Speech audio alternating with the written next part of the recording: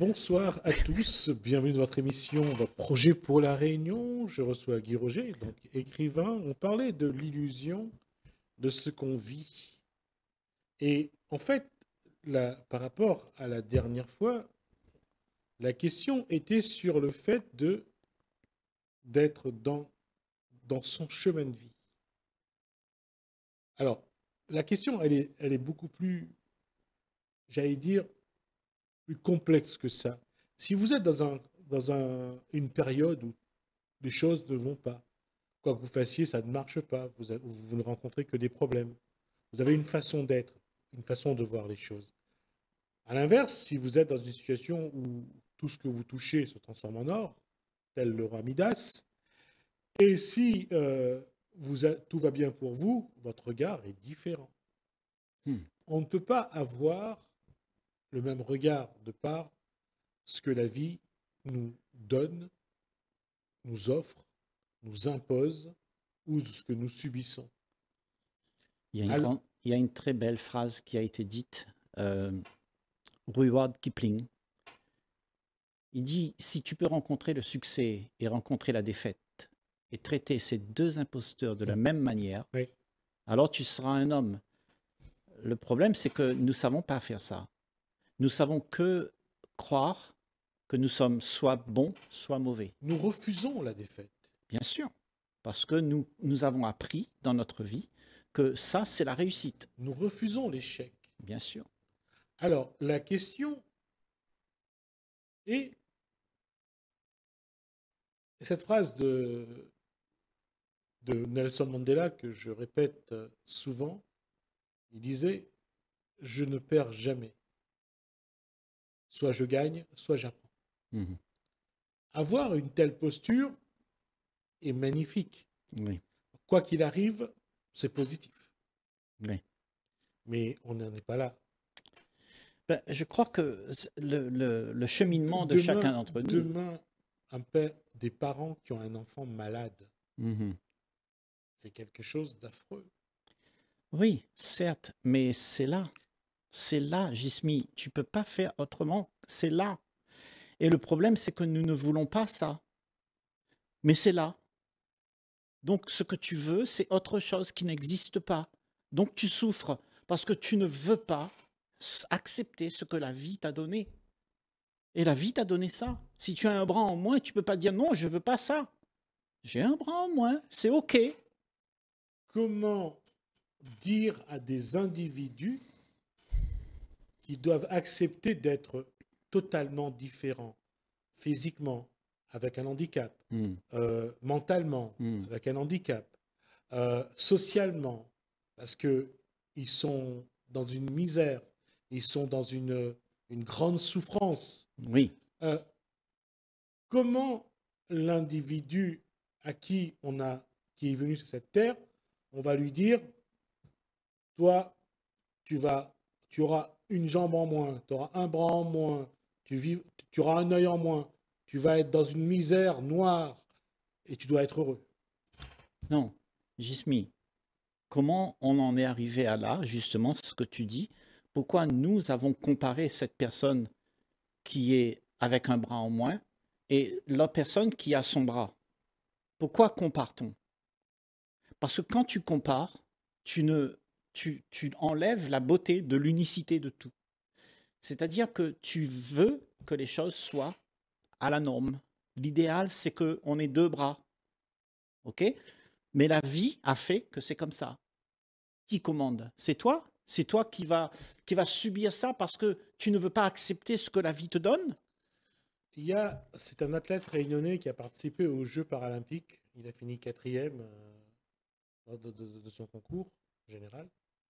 Et il disait, il a perdu son pied, on lui a mis une prothèse. Oui. Et il a participé aux Jeux paralympiques 2 fois de suite. Oui. Et il a dit, je ne demande pas à retrouver ma jambe. Je suis bien comme je suis. Oui, c'est ce qu'on est en train de dire, Jismi. C'est que l'illusion de notre vie, c'est de croire qu'il y a quelque chose qui n'existe pas. On se fait une illusion de ce que ça devrait être. Donc, je devrais être comme l'idéal le prévoit. Cet idéal n'existe pas. Il n'y a que la réalité qui est là. Donc, la plupart d'entre nous, on est dans l'illusion parce que la vie qu'on a, on ne l'aime pas. On veut autre chose. Oui, mais comment peut-on aimer la vie qu'on a quand on est dans une souffrance permanente, alors qu'à côté, les autres sont Tu es heureux? dans la souffrance, c'est parce que tu as accepté que ça, c'est pas ce que tu veux. C'est une souffrance, ça. Oui, Mais une fois que tu as regardé, tu peux pas faire autrement. Quelle souffrance tu as? Tu acceptes, c'est OK. Pourquoi tu souffrirais? Le problème avec nous, c'est que nous n'acceptons pas et nous voulons faire exister ce qui n'existe pas. Eh bien, mon vieux, tu vas en baver.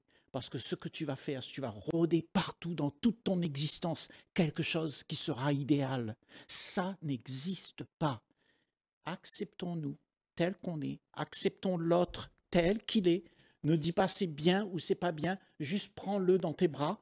Accepte, accueille tout et tu verras que la vie sera quelque chose de magnifique pour tous. il n'y a pas de différence alors.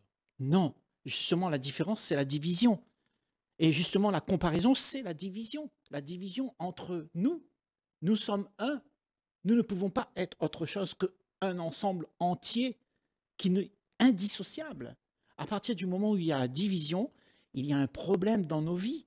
Parce que nous allons vouloir faire en sorte que ce qu'on a divisé, il y a quelque chose qui a été comparé. Il y a quelque chose de bon et il y a quelque chose qu'on n'aime pas. C'est pour ça qu'on divise. Et la division fait quoi? Elle crée la rivalité. Dans nos vies, nous sommes en rivalité. Ben toi, tu es riche, mais moi, je suis pauvre. Ben, je suis en rivalité avec toi. Parce que je n'accepte pas ma condition. Parce que tout le monde a comparé que le riche est bien et que le pauvre, c'est pas bien. Donc, on est tous en rivalité. Nous vivons une vie de rivalité et nous en souffrons. Nous en souffrons parce que nous n'avons pas accepté ce que nous avons. Et ce que nous avons, c'est ce qu'il y a. Maintenant, ça ne veut pas dire, quand tu es comme ça, quand tu acceptes ce qu'il y a, et que tu acceptes tout ce qu'il y a, ça veut dire qu'il n'y a pas de rivalité. Donc peut-être que tout le monde va s'entraider pour pouvoir vivre ensemble, unis ensemble, pour pouvoir faire en sorte que quelque chose fleurisse de beau. Mais quand on est divisé, il n'y a rien qui fleurit. Tout se détruit parce qu'on n'aime pas, parce qu'on ne veut pas, parce que tu veux garder seulement ta petite personne qui est bien et tu as ta zone de confort qui est là et ça devient l'individualisme que toi et moi on connaît dans ce monde. Tout le monde court à se réfugier dans son petit monde où il pense être en sécurité parce qu'il sait diviser de l'autre. Il veut rien avoir à faire avec celui qui est malheureux parce qu'il faudra que tu sortes de ton trou pour pouvoir aider quelqu'un. Mais tu ne veux pas te sortir de ton trou parce que tu te sens en sécurité. Donc tu t'es divisé les uns des autres. On s'est divisé les uns les autres. Et c'est ça qu'on appelle l'illusion. On ne peut pas être divisés les uns les autres. On ne peut que être un. Et le problème, c'est que quand nous discutons ensemble, nous avons l'impression que nous sommes quelqu'un. Parce qu'on t'a demandé d'être quelqu'un, on t'a comparé. On dit, toi, tu es comme ça et moi, je suis comme ça. Donc, tu es au-dessus de la mêlée. Et tu fais croire à l'autre que tu es quelqu'un d'important. Et tu deviens arrogant. Mais ça, c'est une illusion. Et nous sommes dans l'illusion, la plupart d'entre nous, sur ce monde. On ne veut pas regarder la réalité. La réalité, c'est que ça, en face de moi, c'est moi-même. C'est mon frère, c'est ma sœur. Elle fait comme moi, c'est la même chose que moi. Il y a 80%, c'est de l'eau. Quand elle a la peur, quand il y a la peur en toi ou dans les gens autour de nous, ben je peux le comprendre parce que ça se passe aussi pareil en moi. La psyché de l'être humain, c'est un seul tout qui ne peut pas être divisé. Et nous le divisons parce que nous sommes dans la comparaison, l'illusion qu'on peut se diviser, et ça crée tous les problèmes de la planète Terre qu'on a aujourd'hui. Les guerres, les gens qui ne s'aiment pas, les gens qui s'enferment, les gens qui sont arrogants, parce qu'on s'est divisés les uns les autres. Et on croit que là-bas, il y a moi. Et ici, c'est non, on est un seul. Il n'y a pas toi là-bas et moi ici. Il y a nous. Et si on ne réalise pas ça, et si je sais ça, que là-bas c'est moi, jamais de ma vie je fais du mal à quelqu'un. Mais on ne sait pas ça. On s'est donné l'allure d'être quelqu'un de différent. Et cette illusion fait que le monde se détruit de lui-même. La posture décrite à l'instant demande à l'individu un regard, c'est même pas un regard, c'est juste d'être et non pas de vouloir paraître. Exactement. Mais comment un individu peut-il ne pas paraître alors que le monde le façonne pour paraître et non pas pour être? Justement. Et c'est pour ça que nous sommes dans toute cette problématique aujourd'hui, parce que nous sommes câblés de la sorte. Nous sommes câblés à devenir. On t'a envoyé à l'école, on t'a dit c'est comme ça, comme ça, comme ça, tu auras un diplôme et tu seras heureux. Donc tu te divises de la masse et tu deviens ce que le monde te propose d'être. Mais ça, c'est un leurre. Tu es dans une posture de leurre et tu ne sais même pas que tu es en train de te mentir à toi-même. Mais si tu arrives à voir que ça, cette posture, ça te fait souffrir, Jismi. Parce que tu vois tous les problèmes que ça crée dans le monde et ça te revient comme un boomerang à toi. Au bout d'un moment, tu commences à réfléchir. Et c'est seulement celui qui est dans ces états de moments d'insatisfaction qui peut comprendre qu'il est dans l'illusion. Autrement, tu vas continuer pareil. Et le monde, il a continué comme ça depuis des milliers d'années. C'est comme ça, Jismi. On ne peut pas dire que le monde prend la direction de l'être, mais plus du paraître. Et encore, ce paraître-là, il est de plus en plus restreint. Et on voit, surtout à travers les médias qui travaillent à cette communication pour contrôler, pour vraiment maîtriser le public, fait ce travail de manière très professionnelle. Mais, et les gens ne voient pas la manipulation, les gens ne voient pas qu'ils sont des... on les traite comme des moutons. c'est ça. Alors, tout ce que tu entends autour de toi, Jismi, tout ce que tu entends, tout ce que tu vois autour de toi, tout ce qui a été fait, et quand tu regardes ces choses, tu es envoûté par ça. C'est comme, il y a quelque chose qui te miroite une promesse. Tu dis, ben, je veux ça parce que la voiture, c'est bien, je peux avoir ça. J'aurai des diplômes, je pourrais avoir ça, et ça, et ça, et ça. Donc, tu rentres dans le jeu de ce que le monde te propose. Le monde te propose, c'est ce que tu as aussi en toi. Le monde, il est en toi parce que tu as hérité de la race humaine avant toi. Et tout ce que les conclusions qu'on a fait pour devenir quelqu'un, c'est déjà en toi. Donc, tu sais comment y arriver. Et moi, je dis, quand tu regardes là-bas, toutes ces histoires qu'on se raconte, fais gaffe, parce que c'est faux. C'est une illusion. Donc, va voir en toi. C'est difficile aujourd'hui, quand on regarde le système éducatif occidental, tout le monde a appris l'histoire de Blanche-Neige, tout le monde a appris l'histoire de Cendrillon, tout le monde a appris l'histoire de Lancelot. On a séparé les petites filles d'un côté, les petits garçons de l'autre. On a façonné les uns comme ceci, les autres comme cela. Et on a grandi. La fille s'habillait comme une princesse, le garçon comme un prince.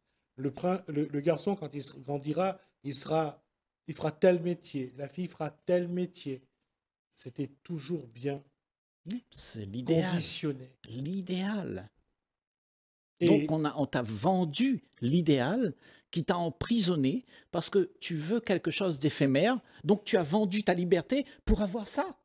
Aujourd'hui, s'il y a une fille qui fait le métier de pompier, il mérite un reportage parce que c'est extraordinaire. Ou si elle devient forgeron, encore plus. Oui, ou bien mécanicien. Voilà, c'est un métier d'homme. Oui, voilà. Et un homme qui devient sage homme au lieu de sage femme, c'est aussi quelqu'un qui mérite un reportage parce que c'est un métier de femme. Oui. On a cloisonné la société. Et celui qui sort des cadres Ben, celui-là, c'est un complotiste, un marginal. Hmm. On a façonné le monde de manière à ce que la division soit inaltérable Permanente, ouais. et permanente. Et c'est devenu quelque chose de normal, hein, qu'on dise que lui, il est couillon, lui, il est intelligent. Voilà. Hein. Donc, on ne prend pas le temps de savoir qu'est-ce qui lui est arrivé à l'autre. Hein. Et il est comme ça, mais c'est aussi, il est comme ça, il faut l'accepter, tu vois. Mais c'est quand on Non, compare qu'il y a des problèmes. c'est pas seulement ça. Moi, ce que j'ai toujours admiré, c'est quand lorsqu'un individu dit de l'autre, mais qu'est-ce que t'es bête? J'ai dit, mais attends, mais qui te dit qu'il est bête? Parce qu'il ne sait pas la chose que tu sais, Hmm. il est bête. Ouais. Ouais, Non. et c'est ça. On compare donc, hein, on compare entre moi et toi. Il y a quelque chose que toi tu sais pas et moi je sais. Et on Donc, et on rabaisse. rabaisse l'autre. Voilà. Ça, c'est Et quand on regarde l'intelligence à plusieurs formes, il y a celui qui est capable d'être scientifique, mathématique, il y a celui qui est capable de bien cuisiner, il y a celui qui est capable de faire le ménage, Mhm. mais c'est de l'intelligence à tous les niveaux. Bien sûr, bien sûr. Mais celui qui est scientifique peut traiter l'homme de ménage ou la femme de ménage Mhm. d'un être qui, pour lui, est plus bas que lui. C'est ça. Alors donc, ça dépend de ce que tu crois. Si tu crois que je suis faux, ben tu vas faire évoluer ta croyance et l'imposer à tout le monde. Donc, la croyance, c'est la même chose. Quand nous avons une croyance de quoi que ce soit sur la vie, on va rentrer dans la division aussi. Donc, moi, je dis, est-ce que c'est possible pour toi, pour moi, pour chacun d'entre nous, de regarder les choses juste comme elles sont, pas comme toi, tu aimerais les voir. Parce que c'est ça l'illusion. L'illusion, c'est de regarder les choses autrement que ce que c'est. Oui, mais le plus difficile, c'est quand on regarde les choses, c'est de faire comprendre à l'autre qu'il n'est pas moins que toi, qu'il est aussi intelligent, mais peut-être même plus à la rigueur. C'est de lui expliquer que ton regard sur lui, tu le vois comme un être humain.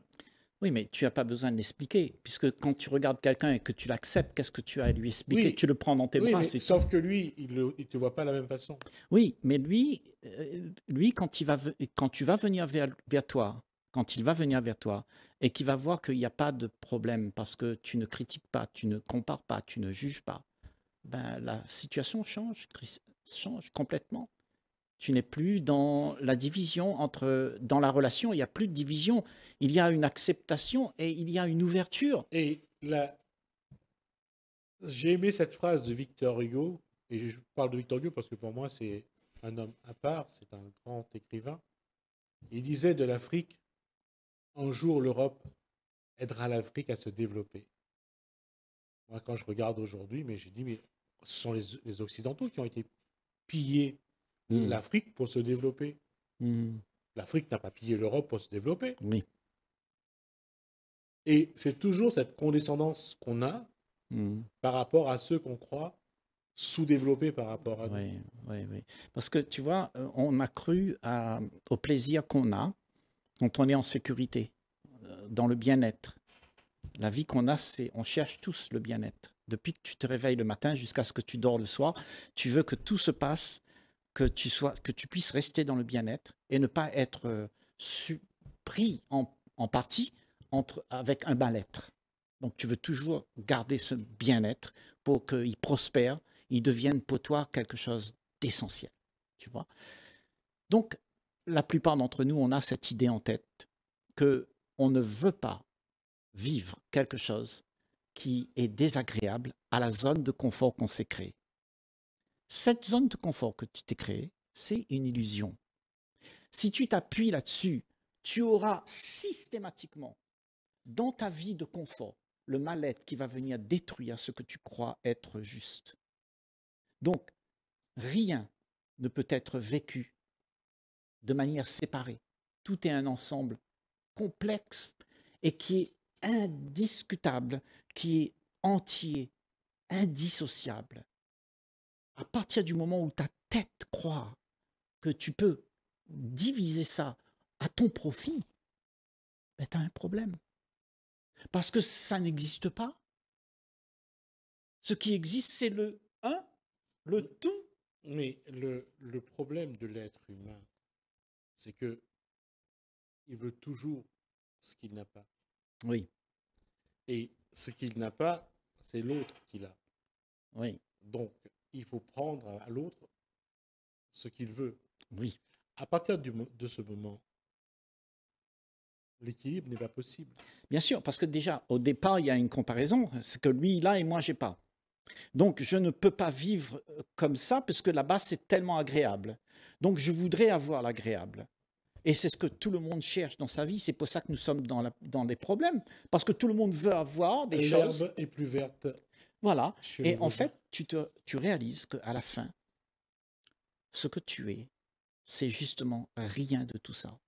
Si tu prends quelque chose, tu vas t'emprisonner avec ce que tu amasses. Parce que tu seras occupé avec ça. Et ton occupation t'empêchera d'être libre. Parce qu'on est occupé avec l'illusion. Mais c'est là le problème de l'être humain.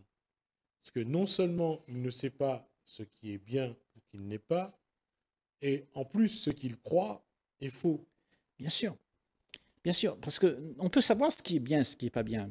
Parce que, je sais pas, tuer quelqu'un, pour moi, c'est pas quelque chose d'éthique. Ouais. OK? On peut comprendre qu'il y a, là, il y a quelque chose. Mais en comparant, quand tu compares, tu trouves qu'elle, elle est jolie et elle n'est pas jolie. Ben, tu as un avis différent envers l'un et envers l'autre. Donc cet avis différent va faire en sorte que un va se sentir bien et un va se sentir mal. OK? Surtout si c'était un ami proche, c'était un parent, si c'était quelqu'un à qui tu tiens. Donc, le problème, c'est que nous nous sommes leurrés de croire qu'en comparant, eh ben, je pourrais, moi, avoir pour moi ce qui est agréable. Oui. Mais il n'y a rien d'agréable, parce que ça, c'est une illusion. Oui. Alors, la question, je la pose maintenant pour la prochaine émission. D'accord. Peut-on vivre sans comparer? Et dans ce cas-là, comment vivre sans comparer, sans comparaison? Ouais, Ça, c'est la question. d'accord. Quelle posture avoir pour vivre et ne pas se regarder dans les yeux des autres, ne pas se Ouais. comparer? Alors, pour faire cette émission-là, je dirais, on va commencer par savoir pourquoi, se demander pourquoi déjà on compare. D'accord. On a posé le cadre pour la prochaine émission. Merci Guy Roger. Merci à vous de nous avoir suivis. Merci Hélène, merci François, je vous dis à bientôt.